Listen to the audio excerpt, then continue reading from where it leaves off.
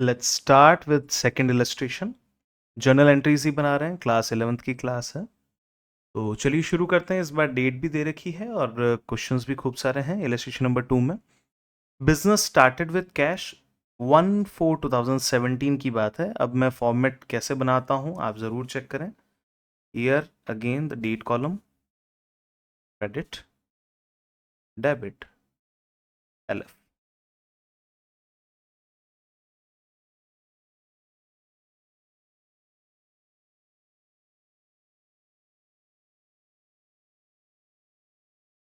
This is particulars, here it is date. और यहाँ आ जाएगा सरोज मार्ट है तो ऊपर लिखेंगे जर्नल ऑफ या journal in the books of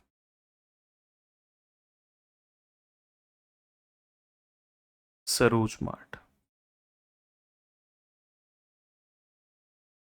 done. चलिए शुरू करते हैं। 1417 यानी कि सब में 17 कॉमन है तो हम यहाँ पे ले लेते हैं 2017। 14 दैट मीन्स 1 अप्रैल और इस तरीके से शुरू करेंगे। Business started with cash 1,50,000। Cash आ रहा है बिजनेस में, लाने वाला हमारा ओनर है। कैश अकाउंट डेबिट, हम बिजनेस की तरफ से अकाउंटिंग करते हैं to capital account 1,50,000 debit, 1,50,000 credit, being business started. Speed अच्छी मेंटेन करनी है, प्रेजेंटेशन ढंग का रखना है। कोई गलती हो भी जाती है तो आप उसको एक अच्छे तरीके से करेक्ट करेंगे, यानी कि सिंगल लाइन करेक्शन अगर आप करें तो इट्स बेटर। चलिए टिक लगा लीजिए जो भी कंप्लीट हो जाए। Goods purchase from Manisha 36,000।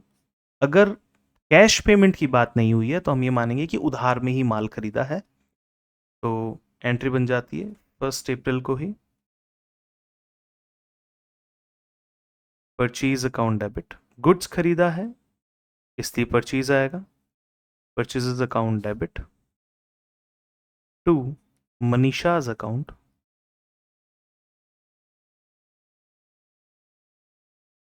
अगर आप अकाउंट नहीं लिखना चाहते तो आप केवल मनीषा लिखिए, that's it. Being goods purchased.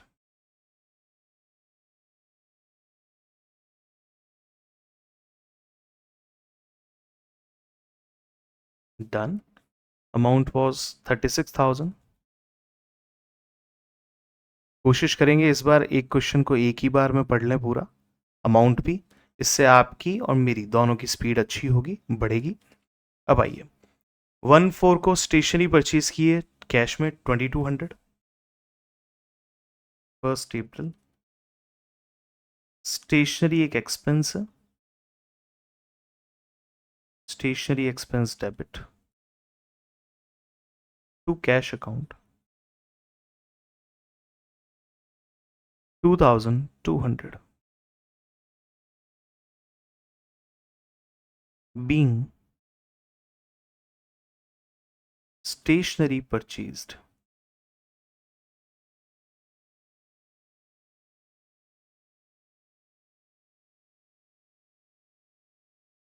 Done। Next, 2 अप्रैल को open a bank account with SBI for 35,000। SBI bank account.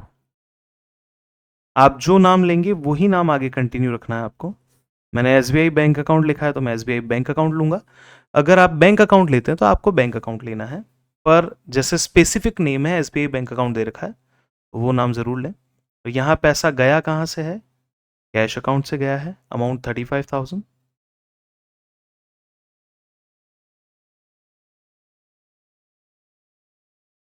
Being bank account opened.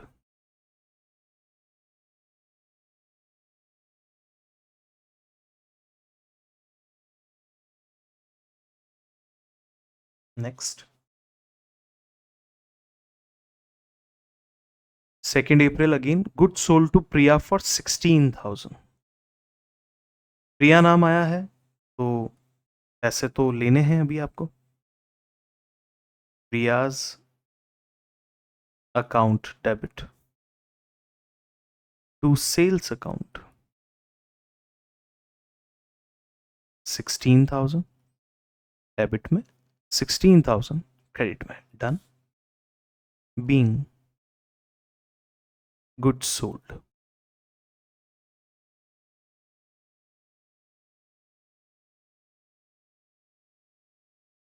Next, 3 April को received a cheque of 16,000 from Priya. Priya से चेक मिला है। प्रिया का चेक कहाँ जमा करवाया, ऐसा कुछ दे रखा है क्या, या कहीं दे नहीं रखा? तो मैं यही मान के चलूंगा कि चेक बैंक में जमा ऑलरेडी हो चुका है। काफी दिन बाद में चेक जमा नहीं होता है, चेक इमीडिएट बेसिस पे जमा हो जाता है। तो received a cheque of 16,000 from Priya. आइए, 3 अप्रैल मैं बैंक में डिपॉजिट मान लेता हूँ। Bank account debit to Priya, to Priya's account 16,000 being check received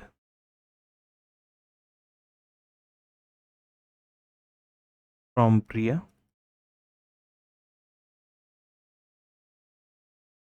and deposited into bank. Cheque bank में जमा भी करवा दिया। आपको ये डेबिट के बाहर नहीं जाना है। ये जो एरिया है डेबिट से, यहाँ जो लाइन है एलएफ वाले जो कॉलम है, उससे बाहर आपको नरेशन के लिए नहीं जाना है। तो आप नरेशन यहीं से नीचे ले लीजिएगा। 3 April done. 5 April sold goods to Nidhi 14,000। Nidhi's account debit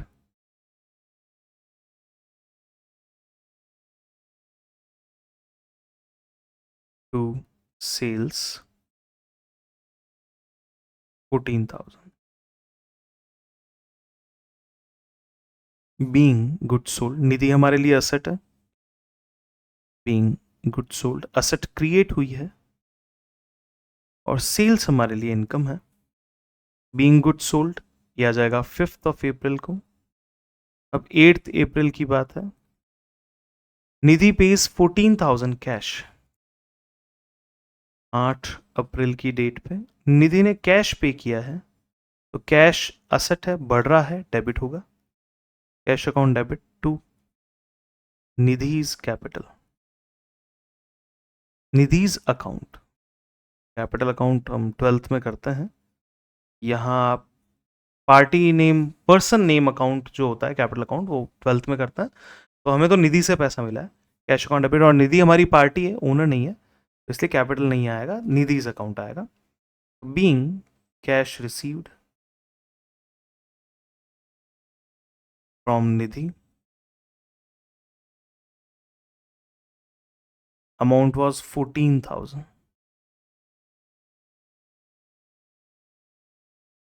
done. Simple question है। 10th April purchase goods for 20,000 on credit from Ritu. Ritu से उधार में माल खरीदा है 20,000 का 10 तारीख को। न्यू पेज है, फॉर्मेट बनेगा वापस। फॉर्मेट के चक्कर में मैं ट्रांजेक्शन नहीं भूल जाऊं, इसलिए मैं पहले ट्रांजेक्शन कर लेता हूँ। 10th अप्रैल भूल गया मैं, ट्रांजेक्शन मुझे पहले करना चाहिए था। देखिए, ऋतु को अपन ने, ऋतु से हमने माल खरीदा है 20,000 में। Purchase account debit to Ritu's account. Ritu हमारे लिए लायबिलिटी है 20,000। चलिए, बीइंग गुड्स परचेज्ड।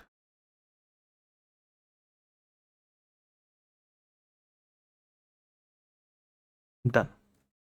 चलिए जी, परचेज गुड्स ये हो चुका है। अब यहाँ पे मैं पहले फॉर्मेट बना लेता हूँ अपना।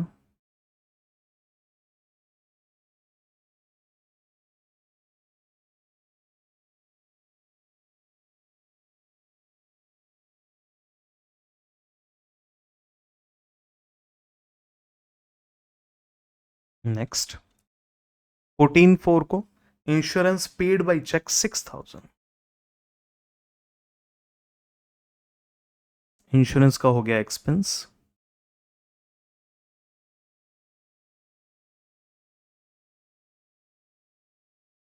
चेक से पेमेंट हुआ है तो बैंक अकाउंट क्रेडिट हो जाएगा। Amount is 6,000 being insurance premium paid. Insurance का जो पेमेंट होता है उसे प्रीमियम कहा जाता है। इंश्योरेंस का प्रीमियम, इंश्योरेंस प्रीमियम, हम लिखेंगे insurance premium paid.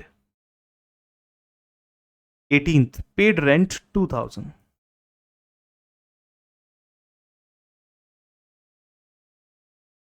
Rent expense debit. Bank account का रेफरेंस नहीं है इसलिए हम कैश से ही पेमेंट को अज्यूम करेंगे।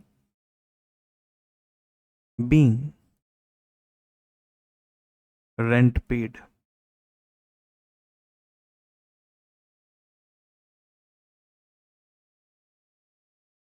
Next 20 April goods costing 1,500 given as charity. देखिए जो हम माल खरीद के लेके आए थे उस खरीदे हुए माल को ही हम बाहर चैरिटी में दे रहे हैं। तो जो हम परचेज करके लाए थे उसी गुड्स को हम दे रहे हैं। 1,500 का गुड्स है। 24 अप्रैल गुड्स जा रहा है तो गुड्स को रिप्रेजेंट करता है purchase account.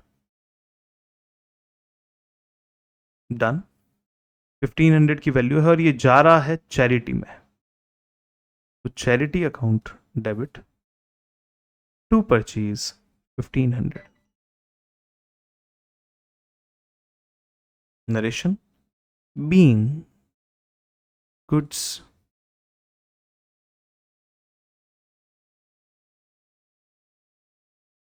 given as charity. Done.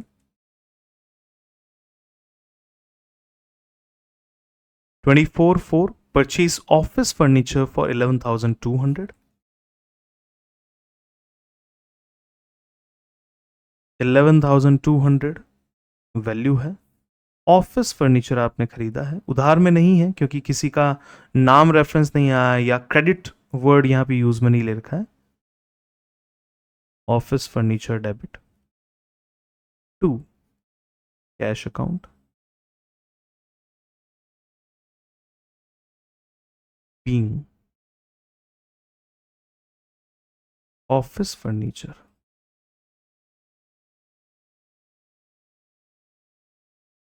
Purchased.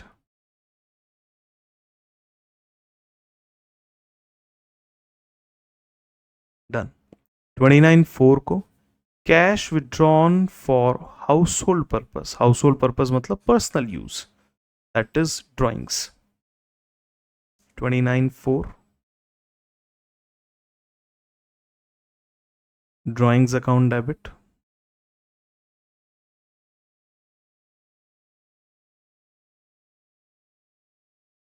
To cash account.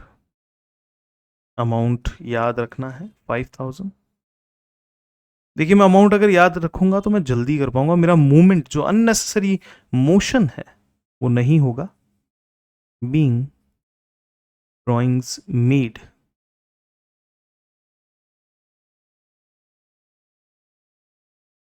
Done. Next अब सब 30 अप्रैल है। इंटरेस्ट रिसीव्ड कैश, तो कैश में मिला है 1,200 रुपीज। कैश तो आ रहा है, cash account debit 1,200 to interest income account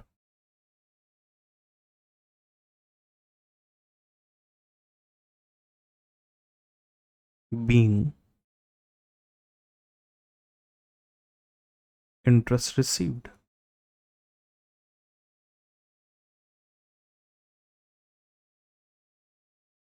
चलिए 30th अप्रैल। नेक्स्ट कैश सेल्स 2300, यानी कि कैश में माल आपने बेचा है. Cash account debit to sales account being goods sold 2300.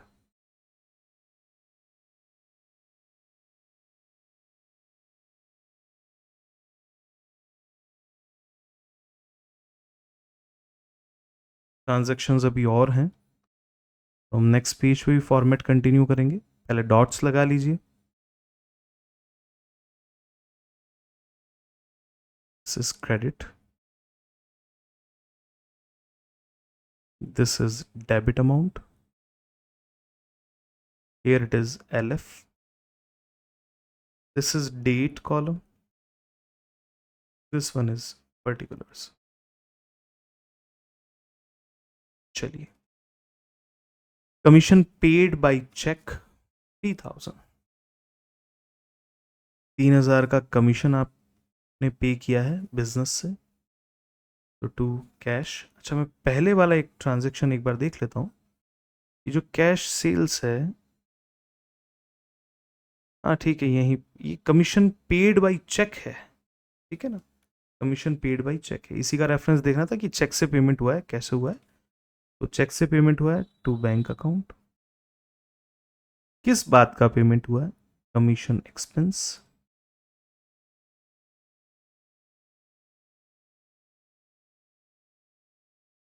Thirtieth April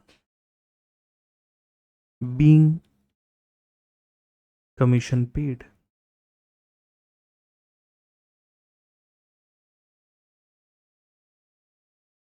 done. Second last, telephone bill paid by cheque 2000.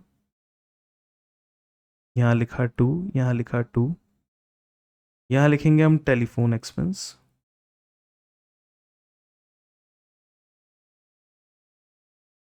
Debit to, payment by cheque है to bank account 30th April being telephone expense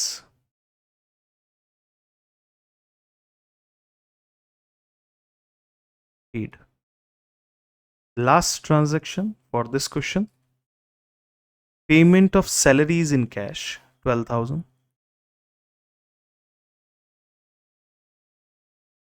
Debit, salary expense debit to cash account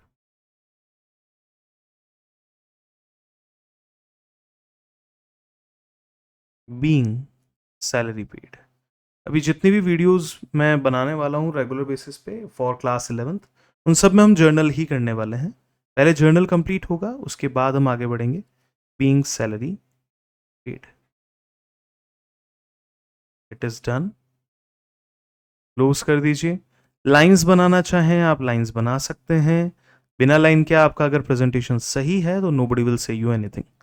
अगर आपको ये video अच्छी लगी है तो आप इसे आगे से आगे फॉरवर्ड कीजिए, लोगों तक भी पहुंचाइए. अगर आपको लगता है कि किसी फ्रेंड को इन वीडियो से बेनिफिट मिल सकता है तो ज़रूर उन्हें शेयर कीजिए. अगर आपको लगता है कि आपकी नॉलेज कंप्लीट हुई है, बढ़िया प्रेजेंटेशन है, बहुत बढ़िया लर्निंग है, तो वीडियो को लाइक कीजिए, चैनल को सब्सक्राइब कीजिए, शेयर कीजिए. Thank you so much. Thank you so much for watching this video. Keep watching my next video.